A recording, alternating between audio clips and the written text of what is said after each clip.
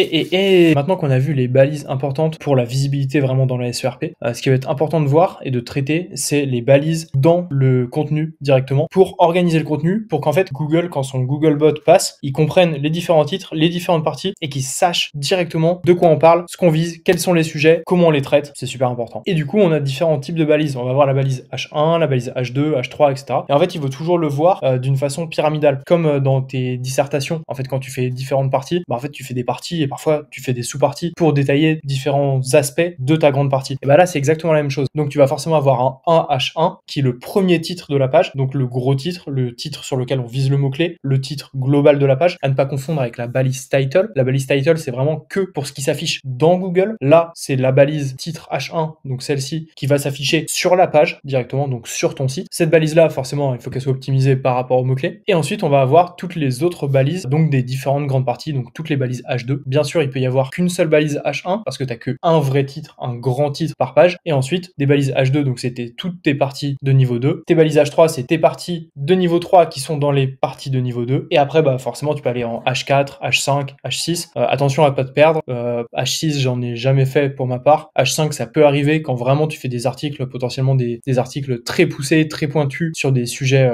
très précis. Et du coup, c'est souvent des gros articles, 5000, 10 000 mots. Mais sinon, t'as pas forcément besoin d'aller autant en profondeur. H2, H3, ça suffit amplement et ça marche très bien. Encore une fois, pour voir les titres de tes concurrents et surtout voir les titres des concurrents qui sont dans le top 3 sur Google, toujours intéressant. La petite extension Meta SEO Inspector, tu scrolles un petit peu et en fait, on va la voir ici. Donc là, on voit bien qu'on a deux titres H1, donc celui-ci qui est optimisé pour le mot-clé et celui-ci qui est en fait juste une erreur par rapport au thème du site, j'imagine. Et ensuite, on va avoir donc les grandes parties et tu vois, c'est toujours hiérarchisé, donc H1, H2, H3, H4, etc. Et là, du coup, on a un H4 direct dans le H2, ce qui est pas pertinent, ce qui est pas logique, forcément, c'est pas une bonne architecture. Et en plus, on a apparemment des balises titres qui se baladent sur le site et du coup qui n'ont pas de mots-clés, enfin bref, c'est un peu le bordel. Mais en tout cas, on voit bien que le H2, c'est la consommation de smoothie protéiné, c'est pas très optimisé. Et le H2 d'après, c'est rejoignez-nous. Et entre-temps, on a des H3 qui sont les recettes, qui semblent être les différentes recettes. Nous, on va faire le travail de façon un peu plus précise, un peu plus travaillée, concise et pertinente surtout. Mais avant ça, on va aller voir ce que font les concurrents. Donc là, c'est le concurrent qui a apparemment le meilleur contenu parce qu'il n'a pas de backlinks qu'il est deuxième sur le contenu, là où le premier avait déjà des backlinks. Et typiquement, le H1, il y en a trop, encore une fois. Ce qu'on voyait dans une des autres vidéos, il a 3 H1, c'est vraiment pas ouf. Pareil, des H2 langue, article ajouté au panier, c'est pas incroyable. En fait, c'est juste des problématiques. Il a mis des styles de titres sur des éléments de son bandeau, ce qui est pas optimal, mais bref, on repassera dessus. Et du coup, là, on a nos délicieuses recettes. Donc ça, techniquement, c'est son véritable H1. Et donc là, on a les H2 pour les recettes. Et après, on a un H2 pour les articles récents pour le maillage interne, avec les H3 qui correspondent au nom des articles du maillage interne. Et ensuite, H2, encore une fois, ça doit être des problèmes de classe, et ça doit être dans le footer.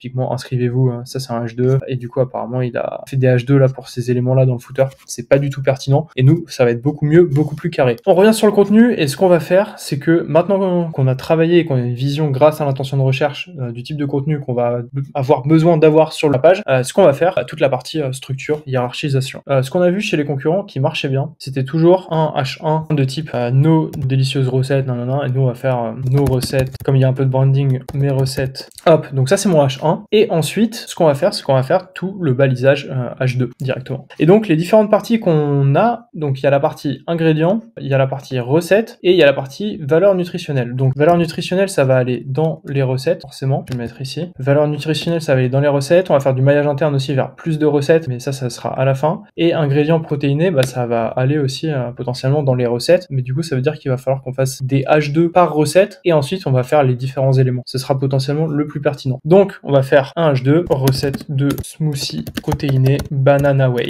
On va l'appeler comme ça. J'ai pas du tout les idées de recettes, mais on va faire en sorte que ça matche. Et du coup là, ça va être un premier H2. Donc avant, forcément, on va mettre la contextualisation avec le jeu du mot mystère, mais ça on y reviendra. Et du coup ça, ce sera notre premier H2. Et ensuite, ce qu'on va faire, c'est soit on fait les valeurs nutritionnelles par recette, soit on fait un tableau récap à la fin. On peut faire le tableau récap à la fin, ça peut être pas mal. Et du coup, on va faire un H3 avec les ingrédients du smoothie et valeurs nutritionnelles. On va le mettre dedans, ce sera plus pertinent. Là, du coup, je reprends parfois, pas tout le temps, temps, mais dans certains titres, je vais reprendre le mot-clé qu'on vise. C'est toujours pertinent de l'avoir à plusieurs endroits.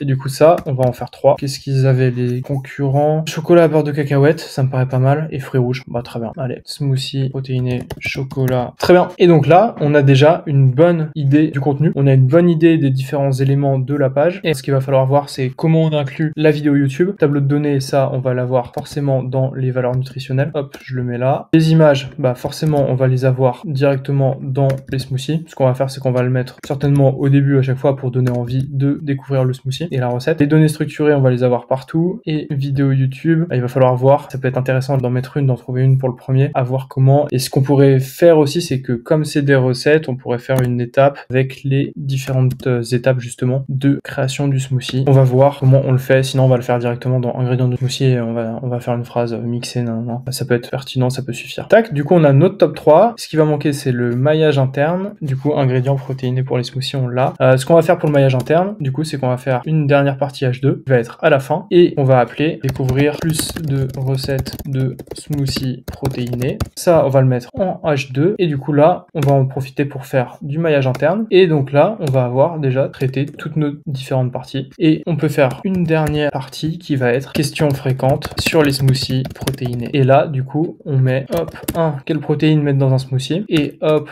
en 2, on va mettre la fameuse quand boire un smoothie protéiné. Et comme ça, on va avoir tous les différents éléments nécessaires et il faut pas oublier données structurées. Pour les recettes, ça va être super important. Donc là, on a la structure de notre page avec les différents titres et la structure, comment on va la faire, comment on va la rédiger au fur et à mesure et tu vas voir, ça va aller super vite, ça va être super efficace. Maintenant qu'on a vu la structure des titres, on va se focus sur la première partie qui est la plus intéressante, la plus importante en tout cas aux yeux de Google, le jeu du mot mystère. Allez, on se retrouve dans la prochaine vidéo pour traiter ça.